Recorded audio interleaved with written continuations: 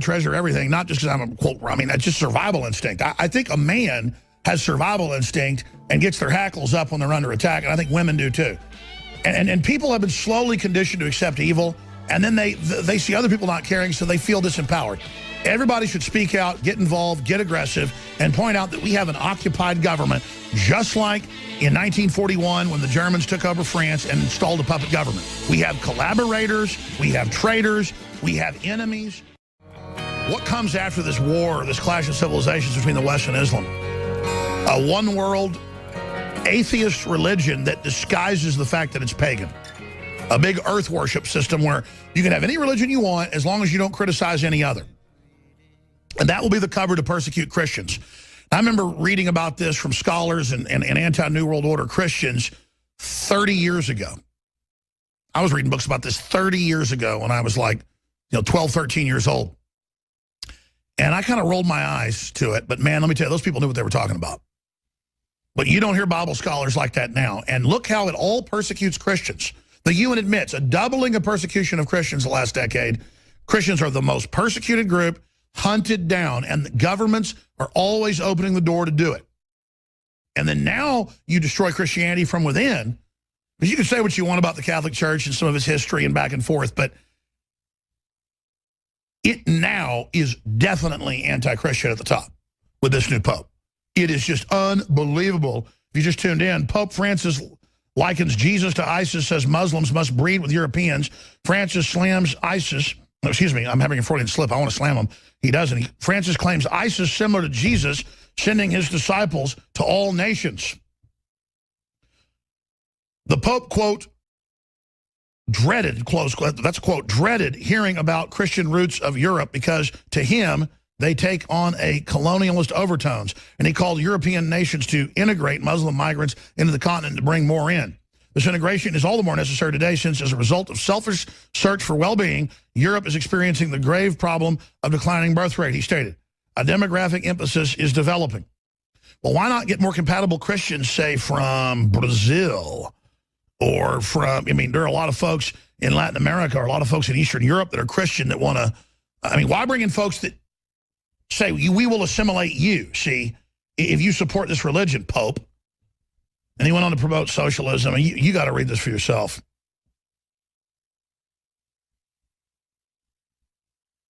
Europe has become old and decrepit and needs human reinforcement.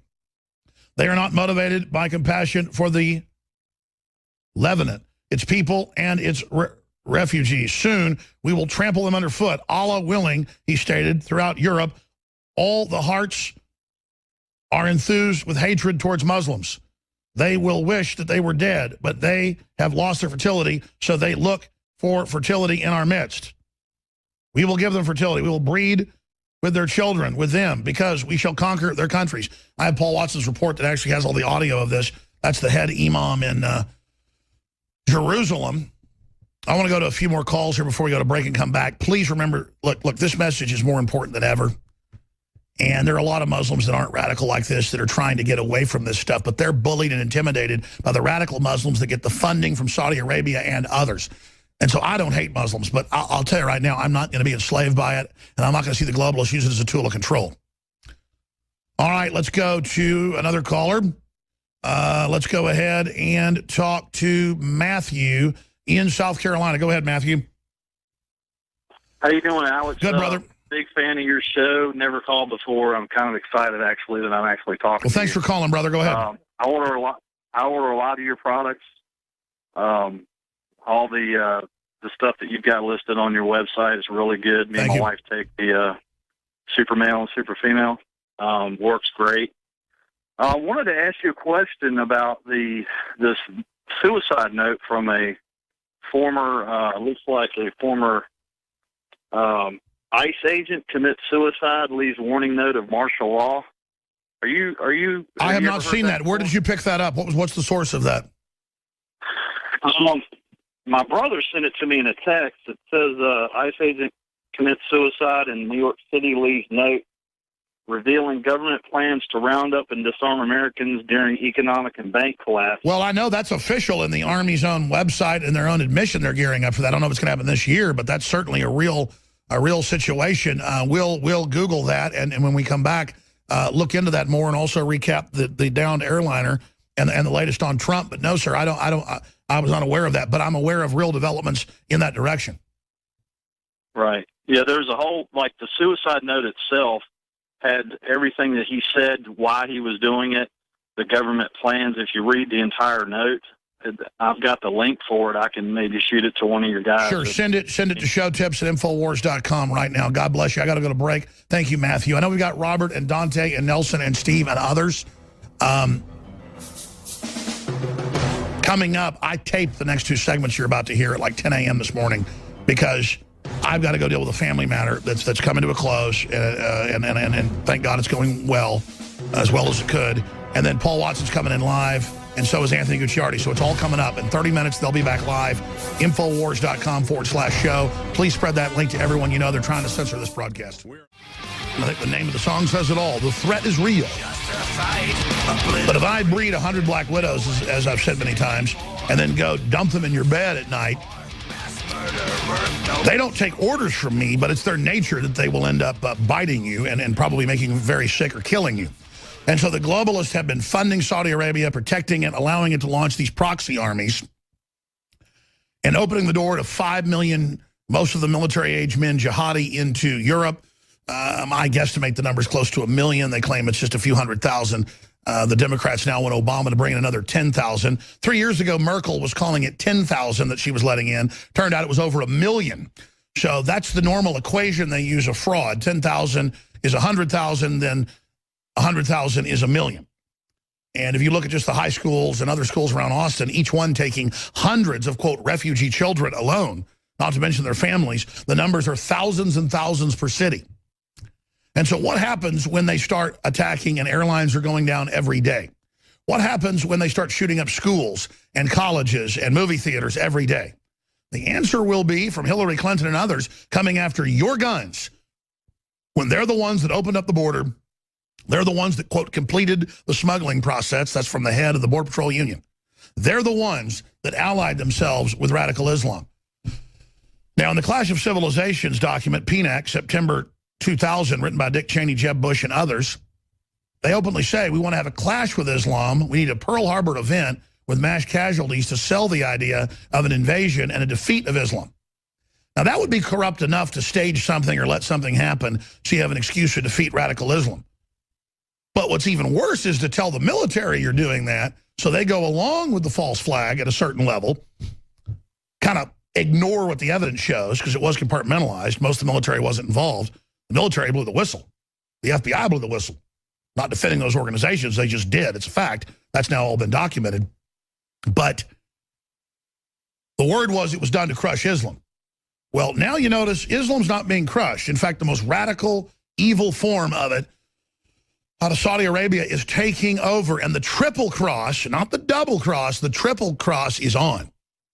And the word is the head of the CIA is a Wahhabist, and I think the evidence is overwhelming that is indeed true. I thought a decade ago, before he was the head of the CIA, that maybe it was a double cross of them. But clearly, no, this is a triple cross, because when you've got 1.3 billion people and maybe 400, 500 million of them are ready to kill and are like robots, that is tailor-made for global totalitarianism. And the globalists want to weld that in to the West and make radical Muslims the mayors, the police chiefs, and man, they're all over Europe arresting people. They're all over Europe, very aggressive statements on TV, on German TV, Muslim leaders, your women belong to us, blonde hair, blue eyes, bad, we're going to get you. Remember we played that clip 2 days ago and yesterday? The Pope came out. In fact, I forgot that article. Will you guys pull that up for me? Thank you. And actually told a French newspaper, Christianity is bad. Christian roots are bad. He actually said it's bad to say Europe is Christian. And he likened Christianity to ISIS. These are quotes. You cannot make this up. There it is. Pope Francis likens Jesus to ISIS, says Muslims must breed with Europeans. Now, to be clear, the globalists plan in the end to destroy European liberty, to destroy the Middle East as well. They plan on crushing everybody and bringing in a one-world religion on the ashes of the Christian/Muslim/Jewish/Hindu conflagration. And a lot of ignorant Westerners will go, the Hindus are totally peaceful and wonderful, perfect people. They're actually pro-Western, and they're actually totally anti-Islam because Muslims have been killing them for 1,000 years. And a lot of experts believe that could be what starts World War III, is the Hindus and the Muslims. I mean, we are sitting on top of just gigantic thermonuclear time bombs here. It's out of control. And I've tried to de-escalate things. I've had the late Hamid Gul on that would interview no one else, the former head of Pakistani intelligence. I mean, he would not talk to Western media. He agreed with my analysis of the situation. It's not an anti-Islam analysis. It's not an anti-Pakistan analysis. It's not an anti-India analysis or anti-Israel analysis or anti-U.S. analysis. It's a pro-humanity survive analysis.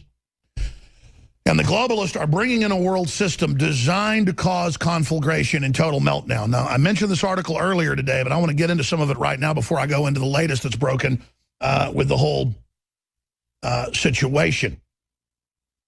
With this latest plane, Egypt Air Flight MS-804, taken off from Paris, now found in the ocean.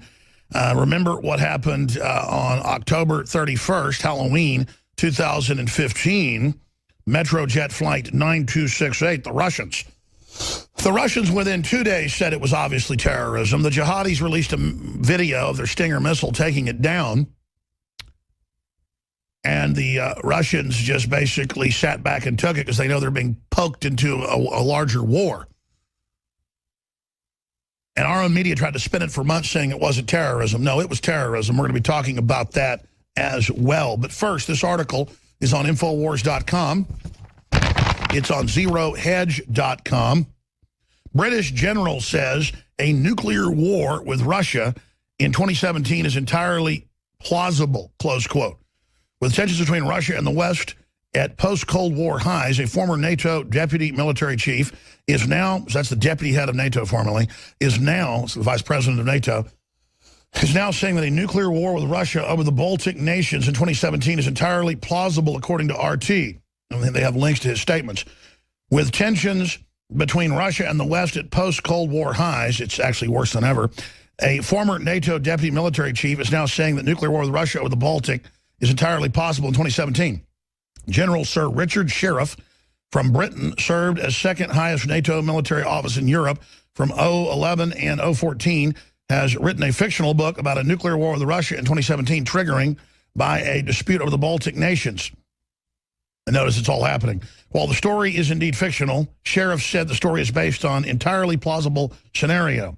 The scenario in which Sheriff lays out is that Russia would first occupy Ukraine to secure the land route to Crimea and then invade the three Baltic nations, all of which are members of NATO. He claims Russia will do this because it feels NATO is perceived as weak. So this is very hawkish garbage. And Russia will be oppositional about what it sees as alliance attempt to encircle it. Russia has 3 military bases outside of its landmass. We have almost, well, it's like 400 smaller bases, but close to 200 big ones. And we're run by globalists who are openly trying to start a new world war and who've moved missiles up to Russia's border. And again, I'm not a Russophile. I'm not a Francophile. I'm not an Anglophile. I don't worship the British. I don't worship the French. I don't worship, I guess you call me a Texophile. I mean, I love Texas, Ameriphile, a George Washington-phile. But that's better than Salon, pedophile news publication. I mean, literally, every few days now promoting it. I mean, that's my view. That's what they're pushing. That's what they're saying. But that's a side issue. They should speak out if they don't like that label and say, no, we don't support what's being written here. But I digress. The fact is, Russia is trying to stop a societal, cultural population collapse and has reversed course 90% from globalist policies. They've been under them as a test bed since 1917 that U.S. and British intelligence installed. That's declassified. Look it up. And so, thank God Russia isn't under New World Order control. Do I totally trust Russia? No. Do I think Russia's perfect? No. Does Russia have incredible corruption? Absolutely. But Russia isn't coming after my guns. Russia isn't coming out with behavioral control vaccines that eat part of your brain. Russia is banning GMO crops. Russia is speaking out against the New World Order. Russia is trying to stop jihadis all over the planet and going in and taking them out. And then we sit here and see our country run by absolute anti-human scum trying to destroy our sovereignty, flooding us with incompatible jihadists. Basically, our elites do 170 degrees the opposite of the Russians.